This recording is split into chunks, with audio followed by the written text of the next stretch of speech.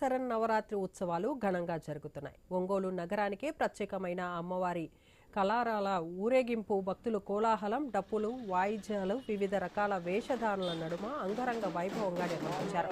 ప్రతి సంవత్సరం దసరా సందర్భంగా దుర్గాష్టమి, నవమి రోజున నగరంలోని 6 దేవస్థానాల నుంచి అమ్మవారి కళారాలను నగరంలో ఊరేగించడం సాంప్రదాయంగా వస్తుంది. ఈ ఏడాది కూడా అమ్మవార్ల కళారాల ఊరేగింపు కమనీయంగా సాగుతుంది. ఇందులో భాగంగా మంగళవారం అర్ధరాత్రి బాలాజీ నగర్ పోలేరమ్మ ఆలయం, మహాలక్ష్మి వారి ఆలయం, ఏనుగు చెట్టు సెంటర్లోని అమ్మవారి ఆలయాలలో కళారాల ఊరేగింపు నిర్వహించారు. మైసూరు, కలకత్తా తర్వాత ఒంగోలు నగరంలో మాత్రమే ఈ కళారాల ప్రదర్శన జరుగుతుంది.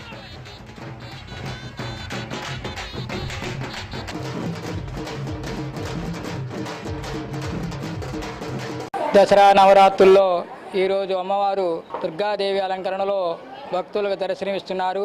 భారతదేశంలో మైసూర్ తర్వాత ఆంధ్రప్రదేశ్లో ఈ కళారాలకి ఒక చరిత్ర ఉంది. పూర్వం రాక్షసుని వధించిన తర్వాత అమ్మవారిని భక్తులు మీరు మా దగ్గరే ఉండాలని అమ్మవారిని వేడుకొనగా అప్పుడు అమ్మవారు నేను కళాల రూపంలో మీకు పూజలు అందుకునే విధంగా వరమిస్తున్నానని చెప్పి అమ్మవారు భక్తులకి వాగ్దానం చేస్తుంది. అప్పటి నుంచి అమ్మవారు భక్తులకి ఈ కళాల రూపంలో పూజలు అందుకుంటుంది. ఒంగోలు పట్టణంలో మైసూరు, కలకటా తర్వాత కళారాల నగరోత్సవం అనేది ఒక ఒంగోలు ప్రత్యేకత సంతరించుకున్నది. ఈ కార్యక్రమంలో దుర్గాష్టమి రోజున శ్రీ లక్ష్మీ నరసింహస్వామి కళార నగరోత్సవం జరుగును. ఈ నగరోత్సవం రాత్రి 11 గంటలకు బిగినాయి. తెల్లవారుజాము ఉదయం 5:30కి మస్తాన్ సెంటర్ జరుగును.